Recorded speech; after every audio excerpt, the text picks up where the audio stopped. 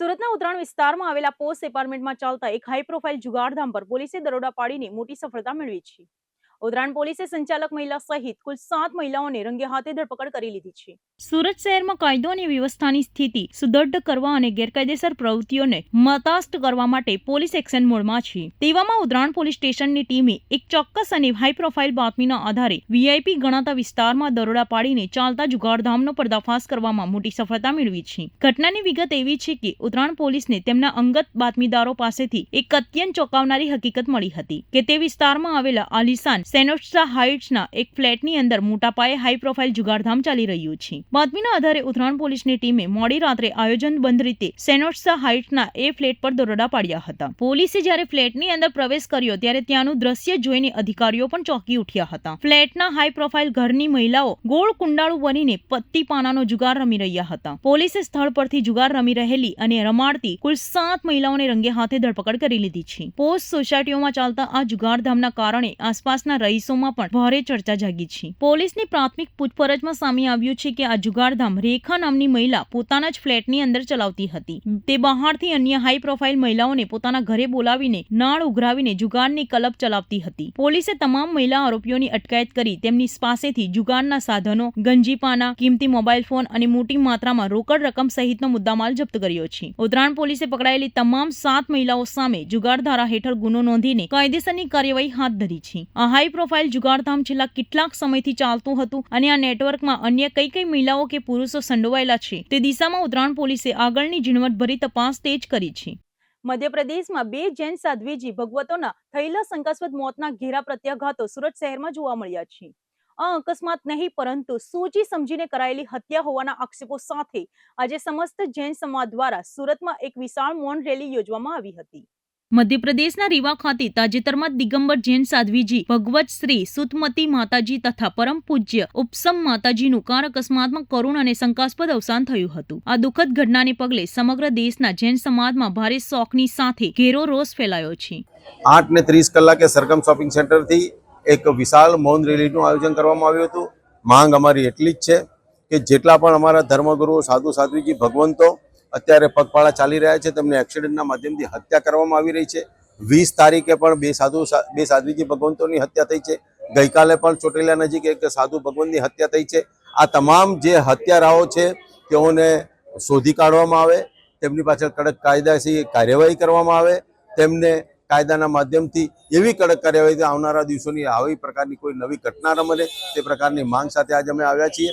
અને અમારી એવી માંગ છે કે રાજસ્થાન, મધ્યપ્રદેશ, ગુજરાત અને મહારાષ્ટ્રમાં જે આ પ્રકારની ઘટનાઓ બને છે તમામ ઘટનાઓને ક્લબ કરીને આ તમામ ઘટનાઓની પાછળ કોનું બીજું છે, કોનું ષડયંત્ર છે તે શોધવા માટે આ તપાસ સીબીઆઈને સોંપવામાં આવે તેવી અમારી માંગ છે.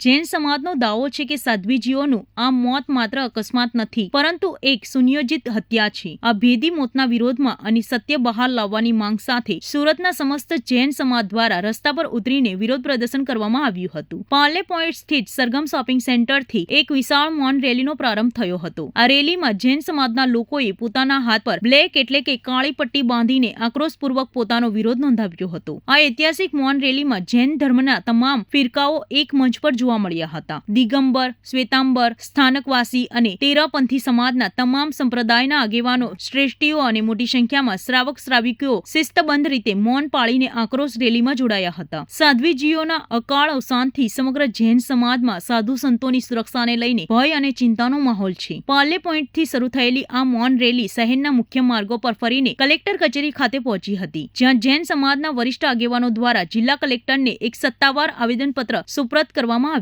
હતું. આવેદનપત્રમાં જૈન સમાજે મધ્યપ્રદેશની ઘટના અંગે તંત્ર સામે ઉચ્ચ સ્થળીય અને યોગ્ય તપાસની માંગ કરી છે, જેથી આ ઘટના પાછળના અસલી ગુનેગારોને કડકમાં કડક સજા થઈ શકે. આ સાથે જ સમગ્ર દેશમાં પદવિહાર કરતા જૈન સાધુ સંતો અને સાધ્વીજીઓની સુરક્ષા માટે સરકાર દ્વારા યોગ્ય અને કડક પગલાં લેવામાં આવે તેવી પણ ઉગ્ર માંગ કરવામાં આવી છે. અત્યંત શાંતિપૂર્ણ પરંતુ મજબૂત મનોબળ સાથે સંપન્ન થયેલી આ રેલીએ શાસન અને પ્રશાસનને જૈન સમાજની એકતા અને ન્યાયની પુકારનો પરચો આપ્યો છે. કલ્પેશ કંસારા, વિશ્વ હિન્દુ પરિષદ સુરત પશ્ચિમ વિભાગ મંત્રીનું દાયિત્વ છે.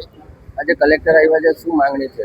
આજે અમારી માંગણી એ છે કે હાઈવે ઉપર દિન દહાડે રોજે રોજ આપણા જૈન સમાજના સાધુ મુનિ સંત મુનિઓ જે વિહાર કરી રહ્યા હોય છે તો એના અકસ્માતના મૃત્યુનો દર એટલો બધો વધતો જાય છે અને સરકારે આ બાબતે ગંભીર થઈને એ વિષય ઉપર ધ્યાન લઈ અને કડક કાર્યવાહી કરી અને જૈન સમાજની સહિત સમગ્ર સનાતની હિન્દુ સમાજને ન્યાય અપાવવો એ જ અમારી માંગણી અને લાગણી છે. માંગણી સ્વીકારવામાં નહીં આવશે તો આગામી દિવસમાં શું કરો? અમે આજે મૌન રેલીનું આયોજન કરી અને અમારો સંદેશો પહોંચાડ્યો છે, પરંતુ જો અમારી માંગણીઓને સ્વીકારવામાં નહીં આવે અને ભવિષ્યમાં પણ આવી જ ઘટનાઓ બનતી રહેશે તો અમે અહિંસાના માર્ગે ઉગ્ર આંદોલનો કરીશું. इस धरा पर जो धर्म के धरोहर हैं, हम सभी उनकी रक्षा हेतु यहाँ पर उपस्थित हुए हैं. हम सभी क्या कहना चाहते हैं सरकार से कि सरकार से अब हमें नहीं चाहिए कोई भी आरक्षण. आप सभी मेरे साथ बोलेंगे कि सरकार से नहीं चाहिए अब हमें कोई भी आरक्षण. हमें चाहिए संतों भगवंतों का केवल संरक्षण. हमें चाहिए संतों भगवंतों का केवल संरक्षण. बस यही निवेदन लेकर यहाँ पर हम आए हैं. સુરતની જાણીતી ડાયમંડ હોસ્પિટલના તબીબોએ તબીબી જગતમાં એક અદ્ભુત અને જટિલ સર્જરી કરીને 49 વર્ષીય મહિલા દર્દીને નવજીવન આપ્યું છે. સુરતની ડાયમંડ હોસ્પિટલ ફરી એકવાર જટિલ ઓપરેશન સફળતાપૂર્વક પાર પાડીને તબીબી ક્ષેત્રે પ્રશંસનીય કામગીરી માટે ચર્ચામાં આવી છે. સામાન્ય રીતે માનવ શરીરમાં નાની મોટી ગાંઠ થવાના કિસ્સાઓ સામે આવતા હોય છે, પરંતુ ડાયમંડ હોસ્પિટલના તબીબો સમક્ષ એક એવો દુર્લભ અને પડકારજનક કેસ સામે આવ્યો જેને જોઈને ખુદ તબીબો પણ આશ્ચર્યચકિત થઈ ગયા હતા. ડાયમંડ હોસ્પિટલ જનરલ સર્જરી ડિપાર્ટમેન્ટમાં કાર્યરત છું. અમારે ત્યાં 46 વર્ષની મહિલા પેટમાં ભાગે ગાંઠ હોવાનું નિદાન થયેલું. ઓપરેશન દરમિયાન ગાંઠ છે એ આખા પેટમાં ફેલાયેલી હતી. ઓપરેશનમાં અમારી ટીમ ડૉક્ટર કલ્પના પટેલ, આકાશ ત્રિવેદીએ સફળતાપૂર્વક ઓપરેશન કરેલું છે. ઓપરેશનમાં 8.5 કિલોની ગાંઠ નીકળેલી. ઓપરેશન સરસ સફળતાપૂર્વક થઈ ગયું છે. પેશન્ટ સ્ટેબલ છે. મળતી માહિતી અનુસાર એક 49 વર્ષીય મહિલા દર્દી છેલ્લા 1 વર્ષથી પેટમાં અસહ્ય પીડા, ભારેપણું અને તીવ્ર અસ્વસ્થતાનો સામનો કરી રહ્યા હતા. તેમને અનેક જગ્યાએ સારવાર કરાવવા છતાં કોઈ રાહત થઈ ન હતી. આખરે તેઓ ડાયમંડ હોસ્પિટલ ખાતે આવ્યા હતા, જ્યાં તબીબો દ્વારા વિવિધ મેડિકલ ટેસ્ટ અને સીટી સ્કેન કરાવવામાં આવતા જાણવા મળ્યું હતું કે મહિલાના પેટની અંદર એક વિશાળકાય ગાંઠ બનેલી છે. આ ગાંઠ એટલી મોટી હતી કે તે 28 સેન્ટીમીટરના કદ સાથે મહિલાના સમગ્ર પેટમાં ભાગમાં ફેલાઈ ગઈ હતી, જેના કારણે શરીરના અન્ય આંતરિક અવયવો પર ભારે દબાણ આવ્યું હતું. દર્દીની સ્થિતિ અને જોખમને ધ્યાનમાં રાખીને હોસ્પિટલના સિનિયર ડોક્ટરોની ટીમ દ્વારા તાત્કાલિક મેગા સર્જરી કરવાનું આયોજન કરવામાં આવ્યું હતું. કલાકો સુધી ચાલેલી આ અત્યંત જટિલ અને હાઈ રિસ્ક સર્જરીના અંતે તબીબોએ સફળતાપૂર્વક આ વિશાળ ગાંઠને મહિલાના શરીરમાંથી બહાર કાઢી હતી. ઓપરેશન બાદ જ્યારે આ ગાંઠનું વજન કરવામાં આવ્યું ત્યારે તે પૂરા 8.400 કિલોગ્રામની હોવાનું સામે આવ્યું હતું. તબીબોના જણાવ્યા અનુસાર મહિલાના શરીરમાં આટલી વિશાળ અને દુર્લભ ગાંઠની સર્જરી તબીબી ઇતિહાસમાં ભાગ્યે જ જોવા મળે છે.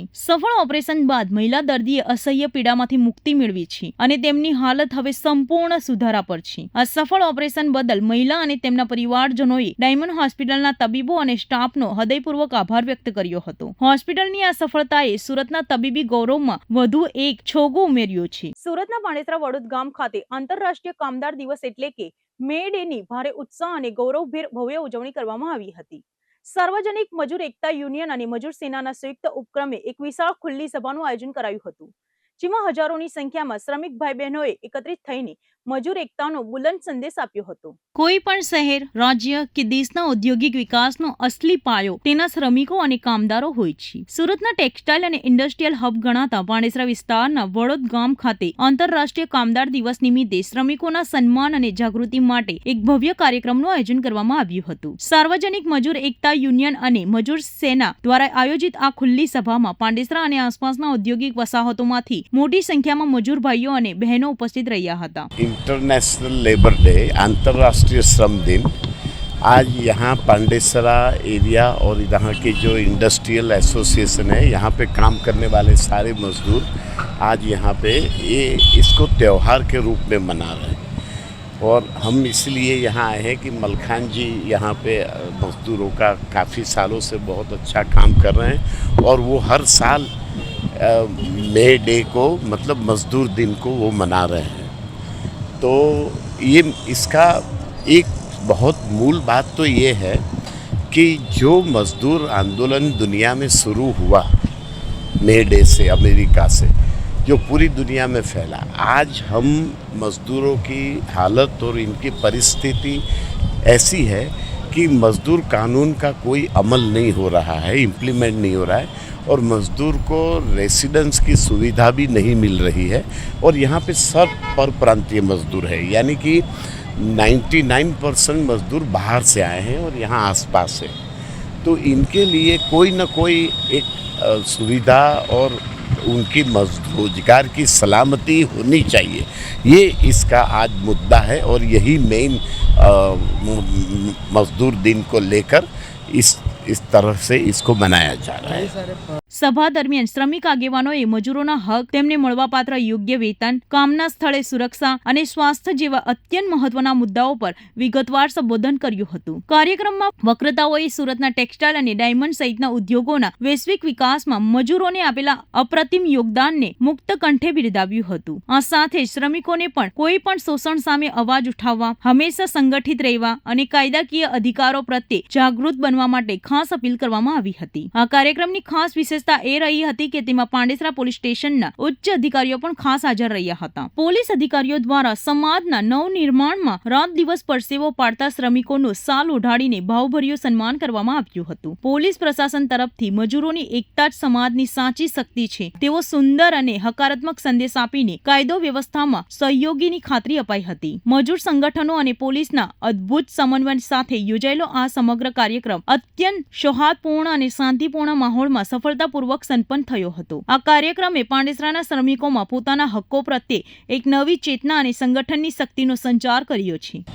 1 તારીખે આંતરરાષ્ટ્રીય મજૂર દિવસ હોય છે અને આંતરરાષ્ટ્રીય મજૂર દિવસે જે કે આ સાર્વજનિક મજદૂર એકતા યુનિયન છે પાંડેસરા ખાતે, એ દિવસે એક પ્રોગ્રામ કરી અને મજદૂરો જે કંઈ છે આપણા શ્રમિકો છે એના માટેના સ્વાસ્થ્ય, એમના ડ્યુટીના કલાકો વગેરે માટે અવેરનેસ માટેનો આ કાર્યક્રમ રાખવામાં આવે છે.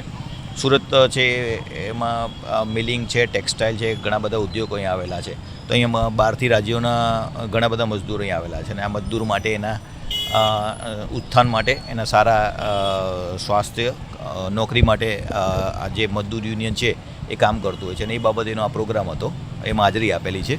અને મજદૂરોને એમને જે કે એમના હક છે, એમના સ્વાસ્થ્ય માટેના અથવા બીજા કોઈ પ્રશ્નો હોય, ફેક્ટરીમાં કંઈ બનાવ બને તો એ બાબતે સીધું પ્રશાસન પોલીસ સાથે રહી અને એમના પ્રશ્નોનો ઉકેલ થાય એ માટે અહીંયા આજે હાજરી આપેલી છે. નહીં, સારો માહોલ છે. એના જે યુનિયન છે એ પણ ખૂબ જ સારું કામ કરે છે.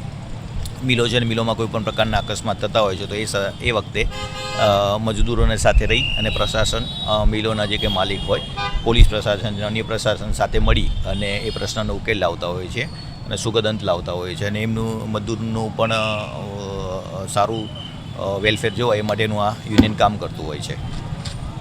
आज जो 28 मई को हमने अंतर्राष्ट्रीय मजदूर दिवस के शुभ अवसर पे हम लोग ने एक जाहिर सभा रखी है. इसमें से हमारे मेन अतिथि कमिश्नर साहब श्री आने वाले थे, लेकिन किसी कारणवश नहीं आ पाए. तो आज हमारे पांडेसरा के पीआई साहब, श्री साहब आए हुए हैं यहाँ पे. और यहाँ पे जो मिलों में, कारखानाओं में अक्सर कोई ना कोई घटनाएं बनती रहती हैं, कुछ ना कुछ हादसे होते रहते हैं. और वैसे भी यहाँ जो हमारे मजदूर वर्ग के लोग हैं तो बहुत ही मतलब जो यहाँ के जो मजदूर लोग हैं अक्सर हमारे पास फरियाद करते हैं और पांडेसरा पुलिस स्टेशन में भी जाते हैं, लेकिन वहाँ बहुत अच्छे से उनका जो भी होता है सारबार बहुत अच्छी तरह से किया जाता है. किसी को किसी बात की तकलीफ़ नहीं होती और अक्सर हम लोग मजदूरों के कंधे से कंधा मिला के खड़े रहते हैं.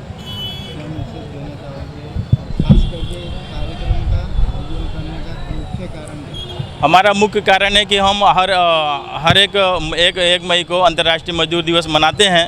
तो एक्चुअली क्या इस बार इलेक्शन के होने के कारण थोड़ा लेट हो गया, तो हम हर साल मजदूर दिवस, अंतर्राष्ट्रीय मजदूर दिवस मनाते हैं और लोगों को जो मजदूर वर्ग के लोग उनको खाना खिलाते हैं, उनके बारे में गाइडलाइन भी देते हैं, उनके हक अधिकार के बारे में बताते हैं और जो हमसे सेवा भाव होता है अक्सर हम हमेशा मजदूरों के लिए करते रहते हैं.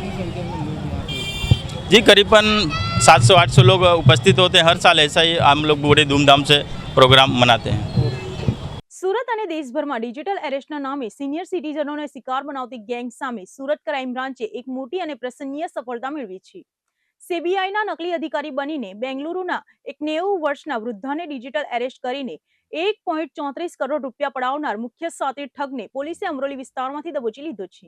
આજકાલ સોશિયલ મીડિયા અને ઇન્ટરનેટના માધ્યમથી ડિજિટલ એરેસ્ટના નામે કરોડો રૂપિયા પડાવતી ગેંગ દેશભરમાં સક્રિય થઈ છે. ત્યારે સુરત ક્રાઇમ બ્રાન્ચની ટીમે ટેકનિકલ સર્વેલન્સ અને હ્યુમન ઇન્ટેલિજન્સના આધારે ઓપરેશન પાર પાડીને આંતરરાજ્ય સાયબર ફ્રોડના ગુનામાં સંડોવાયેલા આરોપી જિગ્નેશ વઘડિયાને સુરતના અમરોલી વિસ્તારમાંથી ઝડપી પાડ્યો છે. આ હાઈ પ્રોફાઇલ સાયબર ગુનાની વિગત એવી છે કે કર્ણાટકના બેંગલુરુ ખાતે રહેતા એક 90 વર્ષના વયોવૃદ્ધ મહિલા પાસે સીબીઆઈના નકલી અધિકારીઓએ સંપર્ક કર્યો હતો. ઠગોએ વૃદ્ધાને ડરાવતા કહ્યું કે તેમના નામે એક શંકાસ્પદ પાર્સલ મળ્યું છે, જેમાં પ્રતિબંધિત ડ્રગ્સ એટલે કે માદક પદાર્થો મોકલવામાં આવ્યા છે. જો તેઓ સહયોગ નહીં આપે તો તેમની વિરુદ્ધ મોટો કાયદાકીય કેસ થશે અને જેલ ભેગા થવું પડશે. આરોપીઓએ વૃદ્ધાને કાયદો અને જેલનો ભારે ડર બતાવીને સ્કાઇપ કે અન્ય વિડીયો કોલિંગ એપ્લિકેશનના માધ્યમથી દિવસો સુધી હોમ અરેસ્ટ એટલે કે ડિજિટલ અરેસ્ટ કરીને રાખ્યા હતા. આ દરમિયાન કેસ દબાવી દેવાના અને સીબીઆઈ તપાસમાંથી મુક્તિ અપાવવાના બહાને સાતીર ઠગોએ ટુકડે ટુકડે કરીને વૃદ્ધા પાસેથી રૂપિયા 1.34 કરોડની મસમોટી રકમ પડાવી લીધી હતી. વૃદ્ધા સાથે થયેલી આ કરોડો રૂપિયાની છેતરપિંડી અંગે તમામ બાબતે કર્ણાટક સાયબર ક્રાઇમ પોલીસ મથકમાં સત્તાવાર ગુનો નોંધવામાં આવ્યો હતો. આ ગુનામાં તાર